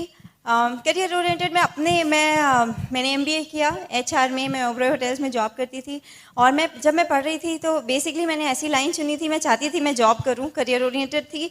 पेरेंट्स ने बहुत अच्छी लाइफ दी, लेकिन मैं देखती थी हर 4 साल में ट्रांसफ़र होता है, नए स्कूल, नए फ्रेंड्स, नया एनवायरनमेंट। तो मुझे लगता था कि अगर मैंने किसी गवर्नमेंट ऑफिशियल से शादी की तो लाइफ कंफर्टेबल तो ज़रूर होगी, पर मैं अपना करियर नहीं बना पाऊंगी। मैं किसी बड़े सिटी में सेटल होना चाहती थी। मुझे लगता था कि अगर छोटे सिटी में गई तो सिर्फ शायद टीचिंग ही एक प्रोफेशन रहेगा जो मैं कर पाऊँ, और MBA करके मैं वो तो नहीं करना चाहती थी। तो इसलिए इसकी वजह से मैं करियर बनाना चाहती थी। तो IIT का लड़का ढूंढ रहे थे, सॉफ्टवेयर इंजीनियर ढूंढ रहे थे, और मैं चाहती थी बैंगलोर या पुणे जैसे किसी बड़े सिटी में सेटल हो जाऊं। तो वही हुआ। और लेकिन जब जब मैं सोचती हूँ कि करियर ओरिएंटेड सोचती थी, लेकिन मैंने 5-6 साल से आगे कुछ नहीं सोचा था, क्योंकि सिर्फ लिमिटेड थिंकिंग थी, ज़्यादा लंबा विजन नहीं था। सिर्फ लगता था कि ठीक है कुछ साल जॉब करेंगे, उसके बाद क्या, उसके बारे में कभी नहीं सोचा था। और बिल्कुल भी ड्रीमर नहीं थी, बस इससे ज़्यादा लाइफ के बारे में नहीं सोचा था। अंकुर से जब मिले तो तब पहली बार ड्रीम बिल्डिंग, ड्रीम्स क्या होते हैं, बड़ी एम्बिशन क्या होती है लाइफ में, पहली बार वो देखने को मिला अंकुर के एसोसिएशन में आके। अंकुर तो ऑलरेडी जैसे उन्होंने बताया सिल्वर प्लैटिनम क्वालिफिकेशन में थे उस समय, और पूरी तरह से ब्रिज सिस्टम में थे, एम्बिशियस पहले से ही थे। तो हम लोग की शादी और एंगेजमेंट में कुछ 8 महीने का गैप था। उस समय मेरा बहुत ज़बरदस्त एक्सपोजर हुआ पूरा बिजनेस में। तो पहली बार जब हम लोग की बात होती थी तो अंकुर ने सबसे पहला जो मेरा ड्रीम बनना शुरू हुआ, अंकुर एक घर के बारे में बात करते थे, ड्रीम हाउस। सबके आपके घरों में आपके फ्रिज वगैरह पे पिक्चर्स होंगी, तो अंकुर के दिमाग में वो कैसा घर चाहते हैं उसकी पिक्चर एकदम क्लियर थी। आप लोगों ने, कितने लोगों ने शांति सीरियल देखा है? दूरदर्शन पे आता था बहुत साल पहले। मैं स्कूल में थी, मुझे याद है स्कूल से वापस आते थे तो सबसे पहले खाने की प्लेट लेके वो सीरियल देखने बैठते थे। तो अंकुर बोलते थे कि मुझे शांति मैंशन, मुझे वो घर बनाना है। तो मैं इमेजिन करती थी, अरे वाह वो घर तो काफ़ी अच्छा था, उसमें एक इंडोर स्विमिंग पूल होगा, उसमें 4-5 कार खड़ी करने का गराज होगा, सर्कुलर ड्राइववे होगा। तो वो मुझे इतनी डिटेल में घर समझाते थे कि मुझे ऐसा घर चाहिए। तो मैं इतनी इनोसेंट थी, मुझे लगता था कि अंकुर सॉफ्टवेयर इंजीनियर हैं, अच्छी जॉब है, यूएस इतना जाते रहते हैं, तो जो शायद डॉलर्स बचते हैं उससे ये घर बनेगा। तो मुझे ये आइडिया नहीं था कि जितने भी लोग शॉर्ट ट्रिप के लिए यूएस जाते हैं और डॉलर्स बचाते हैं, उससे आप एक एक्सपेंसिव बाथटब तो लगा सकते हैं बाथरूम में, पर स्विमिंग पूल वाला घर नहीं बना सकते। और रियलिटी यही है। देखिए हम अपने फ्रेंड्स को, फैमिली को, जो लोग हमारे साथ हैं, सबको यही करते हुए देखते हैं। बहुत ज़्यादा ड्रीम रहता है, लगता है कि हाँ जाएंगे, ऑन साइड जाएंगे, पैसे कमाएंगे, और उस पैसे से एक टाइम के लिए तो आप कुछ कर सकते हैं। जैसे सब लोग क्या करते हैं, अगर बैंगलोर में आपको अच्छा फ्लैट भी खरीदना है तो 45-50 लाख का आता है, तो आप जो भी पैसे बचा के आप शायद 20 लाख का डाउन पेमेंट दे देंगे, 30 लाख का ईएमआई ले लेंगे। या तो फिर आप जब एक अच्छी ट्रिप के बाद जो भी अपने पैसे बचाएं वापस आएंगे तो आपकी छोटी गाड़ी थोड़ी बड़ी गाड़ी में बदल जाएगी, लेकिन आप इससे ज़्यादा उससे कुछ नहीं कर सकते। क्योंकि बहुत बड़ा फ़र्क ये है कि वो इनकम वन टाइम इनकम है, उसमें कैश फ्लो कुछ नहीं है, पर मंथ आने वाली कोई एक्स्ट्रा इनकम नहीं है। तो ये बात मुझे उस समय समझ में नहीं आई थी। ये तो था जो हम लोग मटीरियलिस्टिक ड्रीम्स की बात करते थे। दूसरी चीज़ जो मुझे बहुत अच्छी लगी, अंकुर बात करते थे कि वो बोलते थे एक परफेक्ट मैरिज होना चाहिए, हमें रोल मॉडल बनना है दूसरों के लिए, रोल मॉडल बनना है, परफेक्ट बेटा होना चाहिए, परफेक्ट बहू बनना है, परफेक्ट बहन भाई का एग्जाम्पल, परफेक्ट रिलेशनशिप्स। तो मुझे लगता था कौन 24 ईयर ओल्ड ऐसा है जो, और अंकुर बोलते थे कि जिस सोसाइटी ने हमें इतना दिया है, हमें उस सोसाइटी के लिए कुछ करना है। हम दोनों बराबर एज के हैं। मैंने अपने किसी फ्रेंड को, किसी कलीग को, जो मेरी एसोसिएशन थी, मैंने किसी को इस डायरेक्शन में सोचते हुए ही नहीं देखा था। तो मुझे बहुत अच्छा लगा, क्योंकि ये पॉसिबिलिटी थी ही नहीं, सब अपने बारे में सोच रहे थे, उसके आगे तो कुछ सोच ही नहीं रहे थे। और तीसरी चीज़ जो अंकुर मुझे बोला करते थे, वो बोलते थे यंग रिच एंड फ्री, जो हमारी टेप का टाइटल भी था। लेकिन कुछ साल इस बिजनेस में हार्ड वर्क करने के बाद यंग रिच एंड फ्री तीनों चीज़ें हमारे लिए भी पॉसिबल हो गई, और वो हर किसी के लिए पॉसिबल है। तो ऐसे मेरी इस बिज़नेस में एंट्री हुई। और शादी से कुछ पहले मैं अपने एक ऑफिस के काम से 2 वीक के लिए बैंगलोर आई, और वो मेरा बहुत अच्छा एक्सपीरियंस था। मैंने कुछ और इमेजिन किया था। अंकुर तो कोर आईबीओ थे, 6:30 शार्प मेरे को मेरे ऑफिस से पिकअप करते थे, और 10:30 तक अपने साथ सारी मीटिंग्स में लेके जाते थे। उसके बाद डिनर करके वापस फ्लाइट पे ड्रॉप करके आते थे। तो बहुत फोकस थे, कोई डिस्ट्रैक्शन नहीं था। और आप सोच सकते हैं जो कपल कोटिंग कर रहा हो उस समय भी कोई डिस्ट्रैक्शन नहीं है, तो इसका मतलब फोकस काफ़ी क्लियर है। और उस समय मैं अंकुर के साथ सभी मीटिंग्स में गई। उसके टाइम पे मैंने होम मीटिंग, ओपन मीटिंग सब अटेंड किया। इनफैक्ट उस समय हमारे अपलाइन ईडीसी जो है मणिपाल रेड्डी, वो भी बैंगलोर आए हुए थे, मैंने उनका एक सेमिनार देखा। और डबल डायमंड कुमार शिवरामकृष्णन, उनका भी एक सेमिनार देखा। तो मेरा बैंगलोर का 2 वीक्स का स्टे बहुत ज़्यादा इवेंटफुल था। जब मैं वहाँ पर थी मुझे सब चीज़ अच्छी लग रही थी, लेकिन मैं कॉन्स्टेंटली एक चीज़ कंपेयर कर रही थी। मैं अच्छे कॉलेज से पढ़ी, मैंने अच्छी डिग्री ली, मैं अच्छी जगह जॉब करती थी, और मेरे सारे फ्रेंड्स भी वैसे ही थे। लेकिन मैं एक बड़ा डिफरेंस देख रही थी कि जितने भी मेरे फ्रेंड्स हैं, हम सब का रूटीन, मेरे को सिर्फ 2 साल, तब तक से 1-1.5 साल ही हुआ था जॉब करते हुए, और मेरे जितने भी फ्रेंड्स थे हम सब मंडे टू सैटरडे काम करते थे, कुछ और नहीं करते थे। सैटरडे रात को पार्टी करते थे, और संडे को देर से सो के उठते थे, बाकी घर जो भी काम होता है पेंडिंग वो करते थे, और मंडे से सैटरडे फिर से एक रूटीन लाइफ चालू हो गई थी। तो कॉलेज से फ्रेश निकले हुए, लेस देन 2 years एक्सपीरियंस, हम लोग ऑलरेडी एक रट सिस्टम में आ गए थे। तो मुझे लगता था कि मैंने कंपैरिजन देखा, क्योंकि मैं बैंगलोर में देख रही थी, अंकुर के साथ जितने भी लोग थे सब 22 से 25 की एज ब्रैकेट में थे। सबकी डिग्री, सबके कॉलेजेस मेरे कॉलेज से बेटर थे, सब आईआईटी और अच्छे इंजीनियरिंग कॉलेज के थे। सबके जॉब्स मेरे और मेरे फ्रेंड्स के जॉब से ज़्यादा पेइंग जॉब्स थे। और उसके बाद भी उन सबकी एक डायरेक्शन थी लाइफ में, सबका एक ऑलरेडी एक गोल था, उनके पास गोल था, उनके पास ड्रीम था, और उस ड्रीम को अचीव करने के लिए वो ऑलरेडी फ्यूचर का व्हीकल भी चूज कर चुके थे। तो मुझे एक बहुत बड़ा कॉन्ट्रास्ट लगा कि वही 24 साल के लोग यहाँ हैं, वही 24 साल के लोग मेरे फ्रेंड सर्कल में हैं, लेकिन एक डायरेक्शन का फर्क है। वहाँ एक मीनिंगलेस लाइफ बस जा रही थी, Monday to Saturday, Monday to Saturday, Monday to Saturday. और यहाँ पे ये लोग जितने भी लोग थे सब हर इवनिंग अपने फ्यूचर के लिए कुछ कर रहे थे। तो मैंने एक बड़ा कॉन्ट्रास्ट देखा जो मुझे बहुत अच्छा लगा। और बैंगलोर में सब देखा, उसके बाद मैं वापस चली गई और वापस जाके मैंने किसी को नहीं बताया कि अंकुर बिजनेस में है। मैंने सबको बताया कि मैंने वहाँ क्या मजे किए, क्या जो भी मुझे अच्छा लगा सब बताया, लेकिन मैंने किसी को नहीं कहा कि अंकुर बिजनेस में है। क्यों? बिजनेस के साथ प्रॉब्लम नहीं थी, प्रॉब्लम मेरी सेल्फ इमेज में थी। मेरे को लगता था कि लोग क्या कहेंगे। देखिए, जो लोग दो ही तरह के लोग अटेंशन से नहीं डरते, दो तरह के बच्चे। जब मैं मतलब बड़ी हो रही थी, आई वॉज वेरी शाय। ऐसा नहीं था कि अंकुर की तरह स्टेज फियर, मतलब उनको स्टेज फियर नहीं है, he was into debates and things like that, और मैं एकदम ऑपोजिट थी। कोई ग्रुप एक्टिविटी में भी शायद किनारे पे चले जाओ जिससे कोई देख ना सके, वो मेरी पर्सनालिटी थी। तो मुझे एकदम अलग था। तो मैंने किसी को बताया नहीं, क्योंकि जो दो तरह के बच्चे होते हैं ना, एक होते हैं कि जिनको अटेंशन मिलती है, वो जीनियस होते हैं, बिल्कुल एक्सेल करते हैं जहाँ भी वो कर रहे होते हैं, तो सब लोग उनका एग्जाम्पल्स देते हैं। अंकुर उस कैटेगरी में थे। दूसरी तरह के बच्चे होते हैं जो बहुत बदमाश होते हैं, इसलिए वो नोटिसेबल होते हैं, तो मैं उसमें भी नहीं थी। तो दोनों में मुझे अटेंशन की आदत नहीं थी। और आप कुछ भी चीज़ जो सोसाइटी, जो आप भीड़ से अलग हटके करते हैं, उसमें आपको अटेंशन मिलता है। तो इसी वजह से मैं किसी को बता ही नहीं पाई कि बताना नहीं चाहती थी कि अंकुर बिजनेस में है। और मुझे इससे ज़्यादा अंकुर ने मेरे को दो चीज़ें बोली। उन्होंने बोला कि इस बिजनेस को बिल्ड करने के लिए it takes guts and a very good self image. और जो भी लोग लाइफ में सक्सेसफुल होते हैं, वो कभी भी किसी की ओपिनियन की चिंता नहीं करते। कोई भी सक्सेसफुल आदमी चिंता नहीं करता कि लोग क्या कहेंगे, उसे कोई फर्क नहीं पड़ता। तो मैं आपको ये इसलिए बता रही हूँ क्योंकि अगर आपका स्टार्टिंग पॉइंट अलग है, अगर आप अपने स्पाउस से बिल्कुल अलग हैं, इससे कोई फर्क नहीं पड़ता। अगर आप ब्रिट एसोसिएशन में रहेंगे, और अगर लेडीज, अगर आप मेरे जैसे हैं कि ड्रीमर भी नहीं थे, और लेकिन इस एसोसिएशन में रहेंगे और हस्बैंड के सबमिशन में रहेंगे, तो चलते चलते आपको ड्रीम भी मिल जाएगा, रीजन भी मिल जाएगा। तो ब्रिट सिस्टम में बहुत पावर है, आपकी पर्सनालिटी टोटली ट्रांसफॉर्म हो सकती है, क्योंकि वो मैंने अपने साथ खुद ही देखा है। फिर उसके बाद हम लोग की जब शादी हो गई, मैं शादी के बाद बैंगलोर वापस आई। और एक्चुअली इससे पहले एक बहुत टर्निंग पॉइंट मेरा कुछ और ही था। टर्निंग पॉइंट हम लोग की शादी से 1 महीने पहले बॉम्बे में एक एफईडी हो रहा था। नवंबर 2000 में मैंने एक एफईडी अटेंड किया, और अंधेरी स्पोर्ट्स कॉम्प्लेक्स में था। बहुत सारे लोग आए थे, बहुत डिफिकल्ट था उसमें आना। पर अंकुर ने मुझे एक चीज़ बोली कि अगर तुम वहाँ पे नहीं आओगी तो हमारा बिजनेस 1 साल पीछे हो जाएगा। मैंने अंकुर का कमिटमेंट देखा था बिजनेस में, तो मुझे लगता था कि मेरी वजह से कैसे बिजनेस पीछे हो सकता है। तो किसी तरह पेरेंट्स को मनाया और मैं बॉम्बे आ गई। और वहाँ मैंने पहली बार मेरा फेथ लेवल आया बिजनेस में, और मेरे को मैंने बिग पिक्चर देखा इस बिजनेस का। एफईडी हम लोग का सबसे इंपॉर्टेंट इवेंट होता है, सबसे इंपॉर्टेंट फंक्शन है। और उस फंक्शन से मुझे कुछ 2-3 चीज़ें बहुत क्लियरली याद है। पहली चीज़ जो मैंने देखी, बहुत सारे लोग थे, अंकुर तब तक सिल्वर क्वालिफाई कर चुके थे। मैंने देखा हज़ारों की लाइन लगी हुई है, पर उसके बाद भी लेडीज़ और जेंट्स की कोई अलग क्यू नहीं थी। लेडीज़ बहुत कंफर्टेबल थी, कोई स्मोक नहीं कर रहा था, कोई ड्रंक नहीं था, कोई धक्का मुक्की नहीं हो रही थी। और यूपी में अगर लड़कियां थिएटर नहीं जाती हैं सिर्फ इसी वजह से क्योंकि एनवायरनमेंट अच्छा नहीं होता। तो मैंने कभी नहीं इमेजिन किया था कि किसी ऐसी जगह इंडिया में जहां इतनी बड़ी गैदरिंग हो, इतना ऑर्गेनाइज्ड हो सकता है। तो मेरे को बहुत अच्छा इंप्रेशन पड़ा पहले।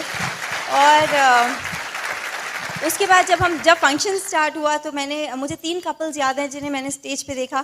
कांति एंड लता गाला, कुलीन मीना देसाई एंड कुमार एंड अंजलि। तो मैं बताती हूँ मुझे क्या चीज़ याद है। मुझे उन लेडीज़ के, मुझे उनकी ड्रेसेस याद हैं, मुझे उनके हैंडबैग्स याद हैं, मुझे उनकी ज्वेलरी याद है, मुझे उनके सैंडल्स भी याद हैं। मुझे वो सब देख के सिर्फ ये समझ में आया कि जिस लाइफस्टाइल की बात अंकुर करते हैं, वो लाइफस्टाइल ऑलरेडी जो लोग स्टेज पे खड़े हैं ले चुके हैं। तो it's not a dream, it's a reality जो हमारे लिए भी थोड़े दिन में हो जाएगी। पहली चीज़ मुझे वो समझ में आई। दूसरी चीज़ जो मुझे बहुत ज़्यादा इमोशनली अपील की, वो ये थी जिस तरह से स्पीकर्स ने अपनी वाइफ्स को स्टेज पे इंट्रोड्यूस किया। जब कांति जी ने लता जी को बुलाया, कुली जी ने मीना जी को बुलाया, और कुमार जिन इन 3 लोगों का मुझे याद है, जिस तरह उन्होंने अपनी वाइफ को ब्रिंग अप किया, मैं सिर्फ एक चीज़ सोची थी, कितने लोग हैं जो 10-15 साल से ऊपर जिनकी शादी को हो गए हों और वो इतने सारे हज़ारों के लोग की संख्या में लोग बैठे हैं और वहाँ पे इतनी तारीफ करके अपनी वाइफ को बुलाएंगे स्टेज पे। मुझे वो बहुत पसंद आया। मुझे लगा अगर इनके साथ हो रहा है तो मेरे साथ भी होगा। और जो एफईडी से मुझे यही याद है। और तीसरा फेथ, बिल्कुल सिंपल है। एफईडी उतने बड़े फंक्शन में ये फेथ आ जाता है कि अगर इतने लोग कर सकते हैं तो हम भी कर सकते हैं। और एक चीज़ जो मुझे बहुत ज़्यादा अपील की वो ये थी, कांति जी ने बात की थी वर्टिकल अलाइनमेंट की। हम अपने बिजनेस में सिखाते हैं कि आपकी नंबर 1 प्रायोरिटी गॉड है, उसके बाद आपके स्पाउस है, फिर आपके बच्चे हैं, फिर आपके पेरेंट्स हैं, फिर आपका जॉब है और फिर आपका बिजनेस है। तो मुझे लगा जो आदमी करोड़पति है, मल्टी मिलियनेयर है, अगर वो इतनी चीज़ें लाइफ में हासिल कर चुका है क्योंकि उसने डिसीजन इस प्रायोरिटी में लिए हैं, तो इस बिजनेस के साथ लाइफ सिर्फ सही डायरेक्शन में जा सकती है और कहीं नहीं जा सकती। मुझे वो चीज़ बिल्कुल दिल में बैठ गई क्योंकि मुझे लगा यही सही ऑर्डर है। यही हम जब बड़े होते हैं यही देखते हुए बड़े होते हैं, लेकिन शायद कभी कभी करियर और लाइफ को बैलेंस नहीं कर पाते। और उसके बाद मैं शादी के बाद बैंगलोर आ गई और उस समय कुछ डिसीजंस लेने पड़े हमें, जिसकी वजह से हमारा बिजनेस ग्रो हुआ। पहली चीज़ थी, सबसे पहले हमने डिसाइड किया कि मैंने जॉब छोड़ा। ये डिसीजन मैं आपको इसलिए बता रही हूँ क्योंकि मेरे पेरेंट्स इसके फेवर में बिल्कुल भी नहीं थे। हमारे पेरेंट्स हमारे सबसे बड़े वेल विशर्स होते हैं, लेकिन कई बार जो वो सोचते हैं और जो हम सोचते हैं दोनों में डिफरेंस हो जाता है क्योंकि इन्फॉर्मेशन का फ़र्क है। मेरे पेरेंट्स ने एफईडी नहीं देखा था, मेरे पेरेंट्स ने बैंगलोर का कोई फंक्शन नहीं देखा था, उन्हें बिजनेस के बारे में कोई आइडिया नहीं था। उनका सिर्फ ये क्वेश्चन था कि बिजनेस के लिए जॉब क्यों छोड़नी है, लेकिन उन्हें ये नहीं पता था कि हमारे एस्पिरेशंस कुछ अलग हैं। तो ये मैं इसलिए बोल रही हूँ क्योंकि कई बार it's okay to take that decision because exposure same नहीं है। और उसके बाद जब हम लोग ने अपनी लाइफ शुरू की तो कुछ छोटे छोटे डिसीजंस लिए जिनकी वजह से हमने अपना फोकस क्लियर रखा बिजनेस में। जैसे मैं आपको कुछ छोटे एग्जांपल्स बताती हूँ। हम लोग जब अपना घर सेट कर रहे थे, हम टीवी फ्रिज वॉशिंग मशीन ये लोग सब लोग नॉर्मली खरीदते हैं। मैंने किसी का घर नहीं देखा था जिसके यहाँ टीवी नहीं होता, पर हम अपने बिजनेस में बोलते हैं नो पीवी ऑन टीवी। तो अंकुर बहुत क्लियर थे दिमाग में कि हमारे घर में टीवी नहीं आना है, और मुझे इस बात का कोई आइडिया नहीं था कि टीवी नहीं आना है। तो हम गए शॉप पे आराम से, और अंकुर ने बहुत स्मार्टली, ब्रिज सिस्टम में थे, बहुत स्मार्टली मेरे को बोला कि देखो तुम्हें 6 to 11 तो हम बिजनेस बिल्ड करते हैं, 11 o'clock के बाद या तो हम बात कर सकते हैं या तो हम टीवी देख सकते हैं, कौन सा टीवी चाहिए? मैं कहा नहीं चाहिए। तो डिसीजन खत्म। और दूसरी चॉइस उन्होंने दी कि देखो या तो अभी टीवी ले लो या कुछ साल बाद होम थिएटर सिस्टम ले लो, चॉइस तुम्हारी है। तो it was a delayed gratification. ऐसा नहीं है कि हम कभी नहीं देख सकते, लेकिन कुछ चीज़ें आज के लिए पोस्टपोन कर सकते हैं ताकि बाद में स्टाइल में कर सकें, अच्छे से कर सकें, रिवॉर्डेड फील करके कर सकें। और फिर दूसरा ऐसे ही हुआ कि बैंगलोर में एक बहुत बड़ा डिस्ट्रैक्शन है। लोग वीकेंड टू वीकेंड, हर सैटरडे संडे, ज़्यादातर महीने में 1-2 बार तो ज़रूर वेकेशंस के लिए जाते हैं। ऊटी है, कोडाईकनाल है, कूर्ग है, बहुत सारे हिल स्टेशंस हैं पास में जहाँ पे लोग वर्किंग कपल सैटरडे संडे अक्सर चले जाते हैं। तो कभी उससे भी डिस्ट्रैक्शन होता था। तो अंकुर मेरे को हमेशा बोलते थे तुम्हें ये ऊटी कोडाईकनाल जाना है या यूरोप, मलेशिया, थाईलैंड, इंडोनेशिया जाना है, चॉइस इज योर्स, तुम्हें कौन सी वेकेशन चाहिए? तो हमने वो वेकेशंस पोस्टपोन की। और मैं आपको बताती हूँ, मैंने शादी के 6-7 साल हो गए हैं और हर फ्री ट्रिप होता है, लीडरशिप सेमिनार, ALS होता है, हम लोग हर ALS में गए हैं, इसलिए बिकॉज हमने छोटे छोटे डिस्ट्रैक्शंस को दूर रखा। और मैं दोनों तरह की वेकेशन में फ़र्क बताती हूँ। हम लोग अगर अंकुर शादी के पहले तो मेरे पास पासपोर्ट था पर उस पर कोई वीज़ा नहीं था, तो मेरा सारा ट्रैवल जो है शादी के बाद ही स्टार्ट हुआ। पर मैं आपको एक डिफरेंस बताना चाहती हूँ। जब अंकुर अक्सर ट्रैवल करते थे, US जाते थे, बहुत जगह जाते थे। पहली बात वो अकेले जाते थे, मैं नहीं जाती थी। तो दूसरों को बताने में तो अच्छा लगता है कि हस्बैंड US गए हुए हैं, लेकिन अपने आप तो बहुत बोर होता है घर में। और एक ट्रिप पे मैं अंकुर के साथ गई थी, और मॉर्निंग से इवनिंग, हम लोग सिंगापुर गए थे, मॉर्निंग से इवनिंग अंकुर कॉन्फ्रेंस में रहते थे और मैं पूल साइड पे बैठ के अच्छे होटल में अकेले बैठ के किताब पढ़ती थी। तो मैंने वो ट्रिप बिल्कुल भी एंजॉय नहीं की क्योंकि हमने कुछ भी नहीं देखा। और उसी साल से हमने ALS पे जाना शुरू किया। जब हम ALS पे गए, कोई काम नहीं, टोटल फन, और ट्रीट्स यू वर्ल्ड क्लास, एकदम बिल्कुल फर्स्ट क्लास होटल्स में रहे, कोई करेंसी कन्वर्जन नहीं, कोई राइट साइड मेन्यू पे खाने का प्राइस नहीं देखना, we stayed in the best hotels. जिस भी सिटी में हम जहाँ पे लेके गई है, हम हर जगह बेस्ट होटल्स में रहे, बिल्कुल बेस्ट ट्रीटमेंट मिला।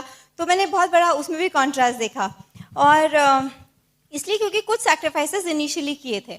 और ऐसे ही हम लोग पेरेंट्स के साथ बहुत सारे टाइम पे जब बिजनेस कर रहे होते हैं, तो स्पेशली हम लोग नॉर्थ से हैं और हम लोग बैंगलोर में रहते हैं, तो ट्रैवल करना, पेरेंट्स के पास हर फेस्टिवल पे जाना पॉसिबल नहीं होता। तो बहुत सारी होली दिवाली पे हम नहीं गए, लेकिन गिल्टी भी फीलिंग होती थी कभी कभी, लेकिन अभी जब पेरेंट्स आते हैं हम उनके साथ क्वालिटी टाइम स्पेंड कर पाते हैं, क्योंकि वो लोग आते हैं तो हम उनको, इनफैक्ट जब फैमिली ट्रिप हुआ था पटाया के लिए, हम अपने पेरेंट्स को साथ में लेके, अंकुर के पेरेंट्स को साथ में लेके गए थे। It was such a good experience, उनको इतना मज़ा आया। अभी भी पेरेंट्स आते हैं तो जो भी हम पहले नहीं कर पाए जब हम एग्रेसिवली बिजनेस बिल्ड कर सकते थे, आज हम अच्छे स्टाइल से उनको वापस दे पा रहे हैं। वो लोग आते हैं तो हम वेकेशन प्लान करके कहीं चले जाते हैं, तो जो भी चीज़ हम पहले नहीं कर पाए, सेम चीज़ बच्चों के लिए। पहले हमने एमरल्ड तक तो बिना, एमरल्ड के बाद ही हमारा बेटा हुआ था, तो कभी कभी मदर्स को बहुत गिल्टी फीलिंग आती है कि बच्चे को छोड़ के जा रहे हैं, ये वो। मैं आपको सिर्फ एक चीज़, अपने, मेरा बेटा सिर्फ 2.5 साल का है, लेकिन छोटे से बच्चे इतना सिखा देते हैं उनको, बच्चों को क्वांटिटी टाइम, वो आपको सारे दिन देखें उससे कोई फर्क नहीं पड़ता। बच्चे आपके, आप उनके साथ उनको अनडिवाइडेड 1 घंटा भी दे दो, उनका काम हो जाता है। तो आप कभी भी लेडीज, जो भी मदर्स यहाँ पे बैठे हैं, कभी टेंशन में बिजनेस नहीं बिल्ड करो कि बिजनेस में बहुत टाइम लग रहा है, क्योंकि इट्स अबाउट क्वालिटी टाइम। आप 1 घंटा दे दो, बच्चा पूरे दिन खुश रहता है। उसे भी नहीं चाहिए कि सारे दिन आप उसके साथ रहो, उनको भी थोड़ी स्पेस चाहिए। और देखिए, जो भी हमने किया, मैं आपके साथ वही शेयर कर रही हूँ। कुछ हमने मटेरियलिस्टिक, हमें रिवॉर्ड्स मिले, और जैसे हम बैंगलोर में एक और डिस्ट्रैक्शन था, ईएमआई पे, लोन पे घर लेना, लोन पे कार लेना। हम लोगों ने वो भी थोड़े दिन तक पोस्टपोन किया। जब हमारा बेटा हुआ उसके 2 दिन पहले हमने शेवरोले ऑप्ट्रा खरीदी, कैश डाउन 9 lakhs की, 3 years back, which was a good thing, क्योंकि हर कुछ आजकल ईएमआई पे आता है। We didn't want to do that. तो हमारे सर पे कोई लोन नहीं है, कोई डेट्स नहीं है, कुछ भी नहीं है। और बिजनेस ठीक तरह से बिल्ड किया तो अंकुर रिटायर हो सके। और जब बेटा होने वाला था तो अंकुर को पेटर्निटी लीव के लिए अप्लाई नहीं करना पड़ा, मुझे मैटर्निटी लीव के लिए अप्लाई नहीं करना पड़ा। Both of us really enjoy, हम बिल्कुल, हमें बहुत अच्छा लगता है कि हम अपने बेटे को खुद बड़ा कर पा रहे हैं, उसके साथ टाइम दे पा रहे हैं। और और एक चीज़ पेरेंट्स के साथ, मैं फैमिली के लिए, अगर आपकी फैमिली आपके साथ बिजनेस में है, बहुत बड़ी ब्लेसिंग है, क्योंकि बिजनेस में हम यूनिटी सिखाते हैं, बिजनेस में हम सबमिशन सिखाते हैं। अंकुर का सिर्फ एक छोटा भाई है, और छोटा भाई और उसकी वाइफ, वो हमारे साथ बिजनेस में है, बैंगलोर में ही रहते हैं। तो इनके पेरेंट्स, ये लोग 2 भाई हैं। आप ये सोचिए, 2 डॉटर इन लॉ एकदम साथ में मिल के रहते हैं, कोई ईगो क्लैशेस नहीं, कोई फाइट नहीं, क्योंकि वो हमारा 5th लेग है, फाइट तो हो ही नहीं सकती। तो पेरेंट्स के लिए देखिए कितनी अच्छी चीज़ है, क्योंकि फैमिली यूनाइटेड है। नहीं तो आज जहाँ पे भी सब लोग बहुत करियर ओरिएंटेड हैं, अग्रेसिव हैं, सबकी लाइफ्स कुछ साल में अलग अलग हो जाती हैं। आप सोच के देखिए, 4 लोग, 4 वर्किंग इंडिविजुअल्स। मैं आपको अपना नॉर्मल स्नैपशॉट बताती हूँ। अगर मतलब हम बहुत थैंकफुल हैं कि ये बिजनेस हमारी लाइफ में आया। अगर हम इस बिजनेस में नहीं होते तो हमारी लाइफ, टिपिकल कपल की लाइफ ऐसे होती। आप दोनों वर्किंग हो, आप 9 to 6, आप बिल्कुल रोज 9 to 9 ही हो जाता है, हस्बैंड वाइफ दोनों वर्किंग है। आप एक पॉश अपार्टमेंट में, आप बिल्डिंग में एक अपार्टमेंट ले लेते हो, 2 कार्स रख लेते हो, और आप दोनों उस पर आप ईएमआई पे करते हो। अगर बिजनेस नहीं किया होता, हमारे साथ भी यही हुआ होता। और मैं बोलती हूँ, करियर ओरिएंटेड थी और जॉब करना चाहती थी, लेकिन अगर ये सेकंड केस होता तो जॉब करना मेरी मजबूरी होती, मेरी चॉइस नहीं होती, मेरी एम्बिशन नहीं होती। क्योंकि जब आप एक लाइफस्टाइल के यूज टू हो जाते हो, आप उससे कम नहीं रह सकते। और अगर सर पे हमारे ईएमआई होता, बिकॉज हमने एक बड़ी कार और एक फ्लैट लिया हुआ होता, तो मेरी जॉब पे 15 साल का कमिटमेंट होता। क्योंकि एक आदमी की सैलरी से घर होता है और सेविंग्स होती हैं, और एक आदमी की सैलरी से ईएमआई पे होता है। तो थैंक गॉड दैट हमने ये बिजनेस स्टार्ट किया, क्योंकि हम इस पूरे झमेले से बाहर हैं। कोई ईएमआई नहीं, कोई टेंशन नहीं, आई हैव अ चॉइस। अंकुर को भी इनफैक्ट चॉइस मिल गई, लेकिन आई थिंक लेडीज़ के लिए बहुत बड़ी ब्लेसिंग है अगर उनके ऊपर कोई फाइनेंशियल कमिटमेंट नहीं हो। तो मुझे वो मेरी लाइफ से वो टेंशन बिल्कुल दूर है, and I think it's a great blessing from this business. तो हमने मतलब हम दोनों ने बिजनेस साथ में बिल्ड करना बहुत एंजॉय किया है। सिर्फ मैं यही बताना चाहती हूँ कि हमने ये बिजनेस ऐसे टाइम पे किया है जब हम फाइनेंशियली कंफर्टेबल थे, हमें कोई अपेरेंट ज़रूरत नहीं थी बिजनेस करने की, और उसके बाद भी बिजनेस किया, और कोई भी कंपेलिंग नीड नहीं थी कि करना ही करना है, इसके बिना लाइफ नहीं चल रही। लेकिन बिजनेस बहुत सिंपल है, लेकिन फोकस चाहिए, डिसिप्लिन चाहिए, हार्डवर्क चाहिए, और कुछ टाइम के लिए डिस्ट्रैक्शंस को दूर रखना है। तो हमने भी छोटे छोटे डिसीजंस जो नॉर्मल लोग नहीं ले पाते वो लिए, इसलिए from an average life we have moved on to a great life. I enjoy talking to you, back to Ankur. Wonderful, awesome, thank you. जब मैं बिजनेस लोगों को दिखाता हूँ, और आप भी जब दिखाते होंगे, मैंने एक बहुत कॉमन चीज़ देखी है, स्टेटस प्रॉब्लम। आपने देखा है, हम इतना बड़ा करते हैं, इतना पैसा कमा, इतना बड़ा पोस्ट पे हम ये बिजनेस नहीं कर सकते, स्टेटस प्रॉब्लम। तो एक बार जब मुझे कोई बोलता है ना कि हमने इतना पढ़ाई, मुझसे बहुत लोग पूछते हैं, आपने इतनी पढ़ाई की है, आप इतने सक्सेसफुल थे अपने करियर में, आप ये बिजनेस क्यों कर रहे हैं? ये बिजनेस तो कोई जिसने इंजीनियरिंग नहीं किया है या जो अपने करियर में सक्सेसफुल नहीं था वो भी कर सकता था। बहुत लोग मुझसे पूछते हैं, पर वो ये लोग बात नहीं समझ पाते कि जो पैकेज इस बिजनेस में है वो पैकेज आपको कहीं नहीं मिल सकता। कॉर्पोरेट लाइफ में मैं बहुत पैसा कमा सकता था पर फैमिली के लिए टाइम नहीं मिल सकता था साथ में। कॉर्पोरेट लाइफ में आप हायर पोजीशन पे हो सकते हैं, आपके नाम के आगे जनरल मैनेजर, वाइस प्रेसिडेंट हो सकता है, पर आपको जानने वाले आपके ऑफिस के सिर्फ 100 लोग या आपके आस पड़ोस के पड़ोसी या आपके रिश्तेदार ही हैं सिर्फ, और उसके अलावा कोई नहीं जानता है आपको। इस बिजनेस में आज हम जहाँ जाते हैं ऐसी जगहों पे जाते हैं जहाँ हम किसी को नहीं जानते और लोग हमसे आके हमसे मिलते हैं। रिकग्निशन इस बिजनेस से जितना आपको मिल सकता है, जितना फेम मिल सकता है, उतना आपको कहीं नहीं मिल सकता। वो अनबिलीवेबल है। जितना पीस ऑफ माइंड मिल सकता है इस बिजनेस के थ्रू वो नहीं मिल सकता। आप पैसा बहुत कमा सकते हैं पर रोज रात को आपको ठीक से नींद आए नहीं आए कोई भरोसा नहीं है। पर हमारे बिजनेस में अगर आपने सॉलिड बिजनेस बिल्ड किया है तो आप पीसफुली सो सकते हैं, क्योंकि आपको पता है कि आपकी इनकम आप पे डिपेंडेंट नहीं है ना। एक बार एक गांव में 3 आदमी जा रहे थे, एक लाइन में चल रहे थे, एक के आगे एक के आगे, और सर पे एक बहुत बड़ा पेड़ का तना लेके घूम रहे थे। पसीना आ रहा है, थके हुए हैं, हाँफ रहे हैं, बिल्कुल गिरने वाले हैं। एक आदमी ने रोक के पूछा, भाई साहब आप ये क्या कर रहे हो? तो वो बोले, बड़ी थोड़ी देर रुके, बड़े मुश्किल से रुके, इतना भारी तना था। बोले हम गांव में रहते थे, पास में एक नदी थी, नदी में बाढ़ आ गई और जब बाढ़ आई तो हमारा गांव पूरा डूबने लग गया, सब लोग डूब गए। हमने बड़ी मुश्किल से पेड़ का तना काटा, उसकी नाव बनाई और तीनों उसमें बैठकर हम बच गए। ये नाव के कारण ही हम बच पाए, इस पेड़ के कारण। अगर ये ना होता तो हम मर जाते। तो हम अब इतने आभारी हैं इस पेड़ के, इस नाव के, कि हमने डिसाइड किया कि जिंदगी भर इसे अपने सर पे लेके घूमेंगे। समझदारी की बात है क्या? लेकिन हम और आप ऐसा कर रहे हैं बहुत लोग। अरे हम 10 साल जॉब कर चुके हैं, हमने बहुत बड़ी डिग्री ली है और अब हम उसके इतने आभारी हैं कि हम जिंदगी भर सिर्फ वही करेंगे और कुछ नहीं करेंगे। समझदारी की बात नहीं है ना? तो हम रोज रोते रहते हैं कि अरे पैसा नहीं है, हम रोज रोते रहते हैं अरे फैमिली के लिए टाइम नहीं है, हम रोज रोते रहते हैं अरे बहुत टेंशन है, हम रोते रहते हैं हमें बीमारियां होने लगी हैं, हमें नींद नहीं आती रात को, पर हम उसके लिए कुछ करने को तैयार नहीं है। सुना होगा आपने, जरूर सुना होगा, एक आदमी अपने दोस्त के घर गया, वहां पर बैठा तो दोस्त से बात ही नहीं कर पा रहा है क्योंकि एक कुत्ते की रोने की आवाज आ रही है, कू कू रोए जा रहा है, जोर जोर से रो रहा है। दोस्त ने पूछा, भाई क्या हो गया, ये कुत्ता क्यों रो रहा है तुम्हारा? बोले, और उसको एक वो कील पे बैठा है इसलिए रो रहा है। बोले, अरे उठ क्यों नहीं जाता? बोलता, इतनी जोर से नहीं चुभ रही कि उठ जाए। तो बहुत सारे लोगों का हम में से यही हाल है, हम कील पे बैठे हैं पर उठना नहीं चाहते। जब इतनी चुभेगी कि ज्यादा दर्द होगा तब उठेंगे। तो होपफुली भगवान की आप पे दया हुई तो दर्द जोर से आज ही हो जाएगा और आप उठ जाएंगे और कुछ करेंगे, है ना? पर डिसीजन लीजिए अपनी लाइफ में। अगर आप डिसीजन नहीं लेंगे तो कुछ बदलेगा नहीं, और किसी की चिंता किए बिना डिसीजन लीजिए। ये मत सोचिए कि दूसरे क्या कह रहे हैं, दूसरे क्या सोचेंगे, दूसरे क्या कहेंगे। लाइफ में कोई कुछ भी अचीव नहीं कर पाया दूसरों के कहने से। आपको अपना डिसीजन खुद लेना पड़ेगा और ट्राई करना पड़ेगा अपनी लाइफ में। शायद ये बिजनेस आपकी जिंदगी वैसी बदल दे जैसे इसने हमारी बदली है। बहुत अच्छा लगा आपसे बात करके। Thank you and back to our host.